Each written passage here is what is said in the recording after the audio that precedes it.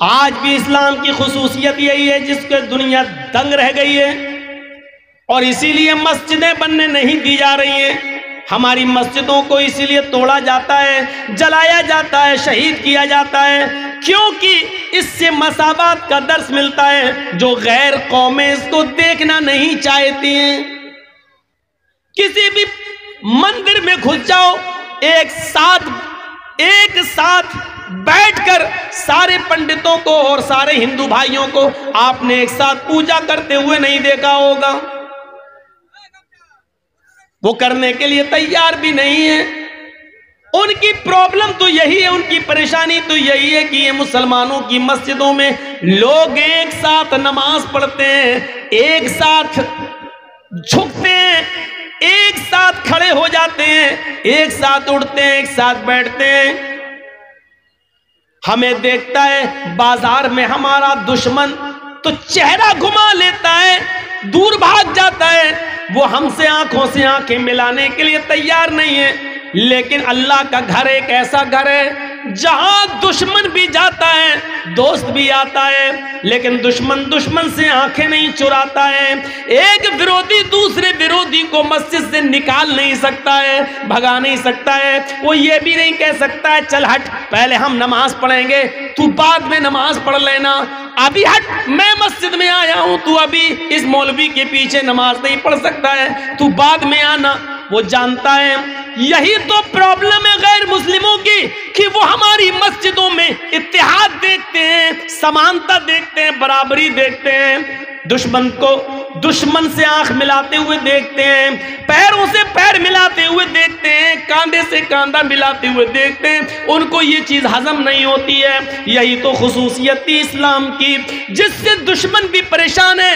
لیکن افسوس یہ ہے ہمارے اتحاد سے، ہماری اجتماعیت سے، ہماری ایکتا سے غیر مسلم پریشان ہیں، لیکن چناؤ کے موقع پر ہماری ایکتا کہاں چلی جاتی ہے؟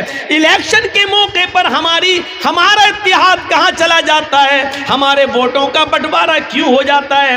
جس اسلام نے اٹھتے بیٹھتے لیٹتے سوتے جاگتے کھاتے پیتے ہمیں اتحاد سکھلایا ہو، اجتماعیت سکھلائی ہو، زکوٰۃ ہو تو اجتماعیت کی، غریبوں کا خیال رکھو، نماز ہو تو اجتماعیت کی، سب آپس میں ایک دوسرے کے ساتھ مل جاؤ، حج کا میدان ہو تو اجتماعیت کی، پوری دنیا کا انسان ایک ہی میدان میں جمع ہے۔ عرفات کے میدان میں کالا بھی ہے، گورا بھی ہے، امیر بھی ہے، غریب بھی ہے، فقیر بھی ہے، غنی بھی ہے، لمبا بھی ہے، چھوٹا بھی ہے، ٹھگنا بھی ہے، اونچا قد بھی ہے، ہر قسم کے لوگ ایک ہی میدان میں جمع ہو گئے۔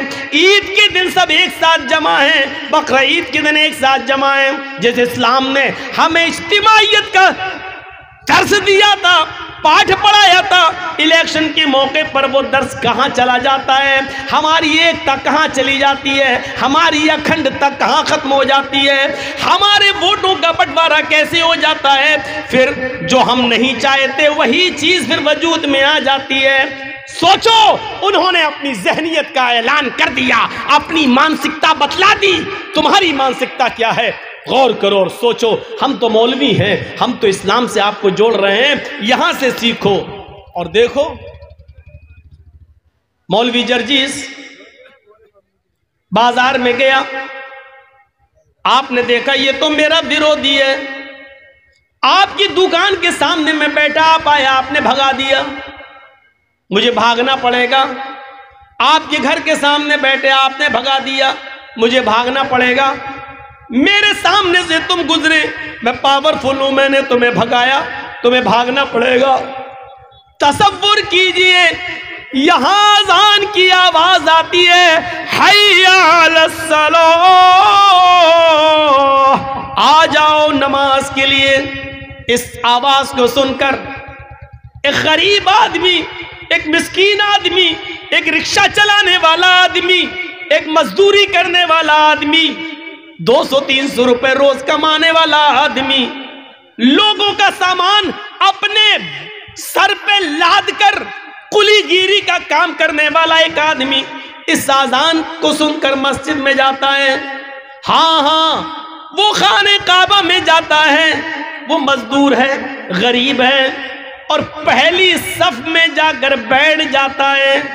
لائن سے صف لگ گئی ہے, صف کے اندر اب جگہ باقی نہیں رہی ہے. کوئی بھی آدمی پیچھے آتا ہے تو وہ صف کے اندر اب نہیں جا سکتا ہے. ہاں پہلی صف بھر گئی ہے. اس صف کے اندر ایک قلی بھی ہے, مزدور بھی ہے, غریب آدمی بھی ہے, 100-200 روپے روزانہ کما کر اپنے بیوی بچوں کا پیٹ پالنے والا بھی ہے, رکشہ چلانے والا بھی اسی پہلی صف میں موجود ہے.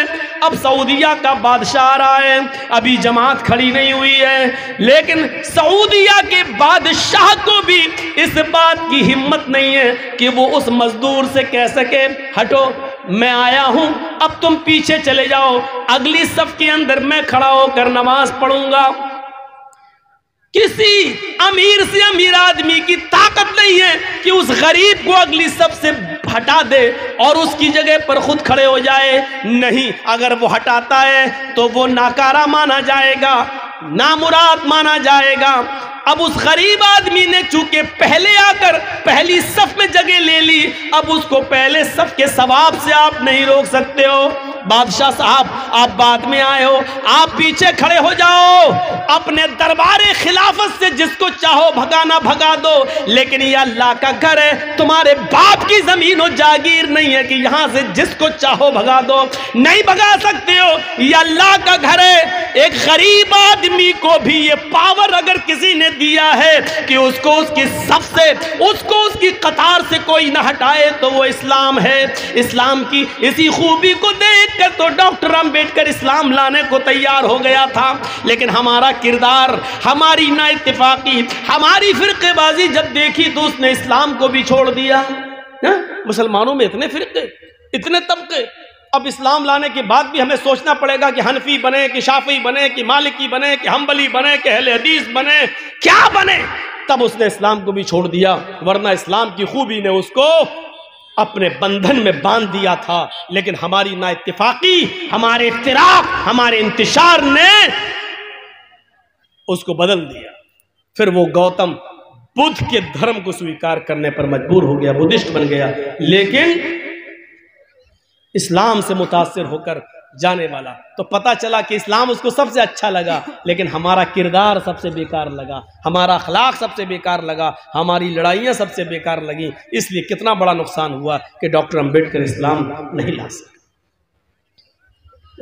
دنیا کے اندر کوئی شخص اس غریب آدمی کو مسجد سے, آج بھی ہماری مسجد میں اگر کوئی پہلی صف میں آ جائے اور بیٹھ جائے, یہ الگ بات ہے کہ مولانا جرجیس کو دیکھ کر آدمی خود اپنی جگہ دے دے کہ آئیے آپ یہاں آگے آ جائیے, یہ ایک الگ بات ہے. لیکن حقیقت یہ ہے کہ مولانا جرجیس کو پاور نہیں ہے کہ اگلی صف سے ہم کسی کو ہٹائیں, کسی کو بھگائیں اور کسی سے کہہ دیں کہ تم پیچھے چلے جاؤ, آگے ہم نماز پڑھیں گے. یہ پاور ہمیں حاصل نہیں ہے.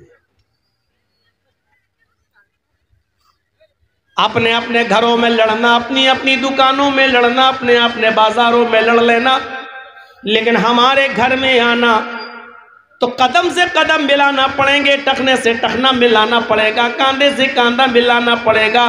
کأنہم بنیان مرصوص, ایسے بننا پڑے گا جیسے تم سیسا پلائی ہوئی دیوار ہو. جھگڑا نظر انداز کرنا پڑے گا, لڑائی جھگڑے بالائے طاق رکھنا ہوں گے. یہاں آپ اگر اپنے دشمن کے بغل میں جگہ ملے گی تو اس کے پاس ہی کھڑے ہو کے نماز پڑھنا پڑے گی.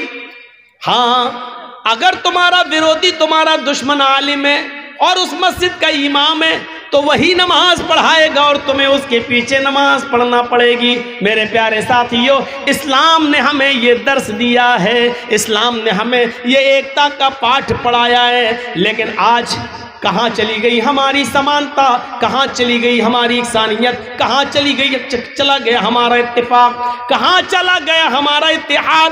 میرے پیارے بھائیو, آج اسلام کی وہ خوبی کہ جس کو اللہ کے نبی صلی اللہ علیہ وسلم نے یوں بیان کیا تھا, تَرَى الْمُؤْمِنِينَ فِي تَرَاحُمِهِمْ وَتَعَاطُفِهِمْ وَالتَّوَادِّهِمْ, مومن محبت میں اور عطف लुत्फ व करम में, अफू व दरगुजरी में एक जिस्म के मानिंद होता है। मुसलमान एक जिस्म की तरह होता है।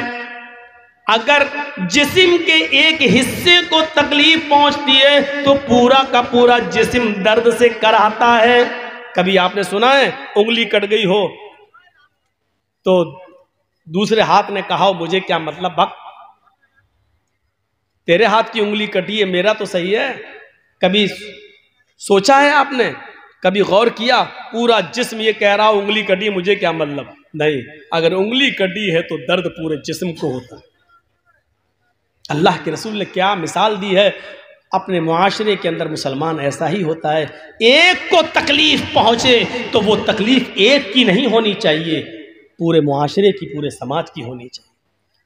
आपके गांव में अगर एक गरीब लड़की बैठी हुई है, उसकी शादी नहीं हुई है, जवानी की दहलीज तक पहुंच चुकी है, गरीबी की हालत की वजह से उसका बाप उसका हाथ पीला नहीं कर पा रहा है, तो ये उस एक गरीब की लड़की नहीं बैठी, पूरे मुआशरे, पूरे समाज की बेटी बैठी हुई है। और उसकी शादी न होने का दर्द पूरे समाज, पूरी सोसाइटी को हो रहा है। होना चाहिए, अफसोस है, उस गरीब लड़की का दर्द पूरे समाज को होना चाहिए, लेकिन नहीं, दर्द उसका होता है मोटरसाइकिल मिलेगी या नहीं मिलेगी, एक कट्ठा जमीन मिलेगा कि नहीं मिलेगी, दर्द उसका होता है। हमें बनाया क्या था और हम बन क्या गए, और बनना क्या चाहिए था हमें और बन क्या रहे हैं हम, ये सब चीजें सोचने की। आज हालात ये हैं, एक आदमी की एक दुकान है और दूसरे आदमी की ये दुकान है। ये चाय की दुकान खोला है, वो भी चाय की दुकान खोला है। आदमी आ रहा है तो इस चाय की दुकान वाला देखता है कि चाय के लिए लोग आ रहे हैं तो दूसरी दुकान पे ना पहुंच जाएं, वो अपनी दुकान से आवाज लगाने लगता है, इधर आइए आइए आइए। और वो दुकान वाला इसकी दुकान के कस्टमर को देख के कहता है आइए आइए। ये सूरत हाल है आज। हमारा नाम मोहम्मद